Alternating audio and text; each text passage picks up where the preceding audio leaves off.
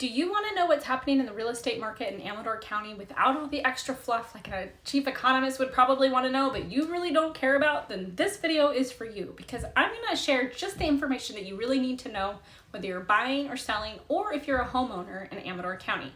So we'll be covering how many homes are currently on the market, what type of market we're in and where we're trending, how much homes are worth, how long it's taking for them to sell, and mortgage rates. Now, if you prefer to read this information instead of listening to this video, I will link my article to this video below, so check that out if you're interested. Let's dive in. Okay, first on the list are how many homes are currently on the market. In November of 2024, for Amador County, there were 217 homes for sale. This is slightly down from last month that had 234 homes for sale. And then 39 homes went under contract or went pending, which is also down from last month with 59 homes that went pending. And lastly, 49 homes were sold or closed, which is actually the same as it was last month. All right, next on the list is what type of market we're in and where we're trending. So as you may recall from my previous market update videos, in order to find this stat out, you need to look at months of inventory, which is how many months it will take for all the homes currently on the market to sell, given the average sales volume. In November, there were 4.4 months of inventory, means we're still heavily in a neutral market, because anything above 6 months means we're in a buyer's market, and anything below 3 months means we're in a seller's market. At 4.4 months, we're leaning slightly more towards a seller's market, but we're still in that neutral market. Whereas last month, we were at 4.8 months of inventory, which means we're still in that neutral market, but leaning more towards a buyer's market. But I will keep you updated on how this number is continuing to trend next month.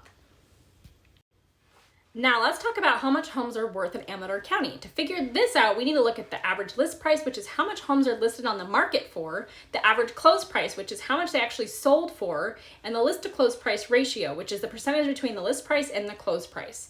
So for the month of November, the average list price was $743,000, which is up by 10.1% compared to this time last year, and it is also up by 5.4% compared to this time last month. The average close price was $465,000, which is also up by 5.7% from this time last year, but down slightly by 0.2% versus this time last month. And finally, the list to close price ratio was 93%, which means that sellers were willing to come down in price by 7%. Now, this is actually the same that it was trending last month. But keep in mind that homes don't usually get listed and sold all in the same month. So when we look at this list to close price ratio, it's based on the homes that closed this month versus what they were originally listed at on the market. Okay, so speaking of which, how long are homes being listed on the market before they're sold? Well, let's take a look. The average days on market, or DOM, in Amador County was 72. This is trending up from 46 days on market this time last year and is also up from 61 days last month. So it is taking a little time to sell, but this is to be expected because November is the beginning of what's called the winter lull. And this is when homes take a little bit more time to sell because buyers are buying things like turkeys and Christmas trees and not really houses as much. However, this can be a great time to buy a home because there's going to be less competition for you. This is also the time I tell my clients that are buying and selling at the same time to start this process. And there's several reasons for that I go through during our initial consultation. Okay, so now that you know kind of what our real estate market is doing, let's talk about how much it's going to actually cost you to borrow that money to purchase your home. According to Freddie Mac's historical data, in November of 2024, the mortgage rates averaged about 6.81% for a 30-year fixed loan.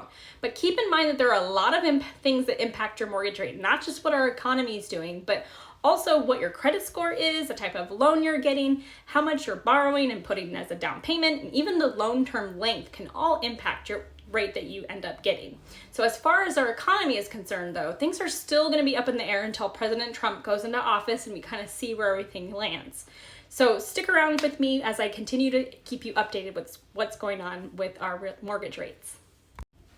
Okay, you guys, remember, with these market stats, you want to take it with a grain of salt because what might be a really great snapshot in time today may be completely different tomorrow. And especially when it takes a couple months to list your home or to go look at buying a house. The real estate market is constantly changing, just like an airport where planes are constantly landing and taking off, and homes are being constantly listed on the market and going under contract and sold. So in order to really get an idea of how the market could impact you personally, whether you're buying or selling, contact me. Let's have a time to have a chat where you can either do a free, no obligation market evaluation for your home, or we can kind of look at where your home stands to the comps, or we can book a call to talk through your options. If you find that either of those would be helpful, please see the links with this video, or simply reach out to me at stacyryder.net/contact to get started.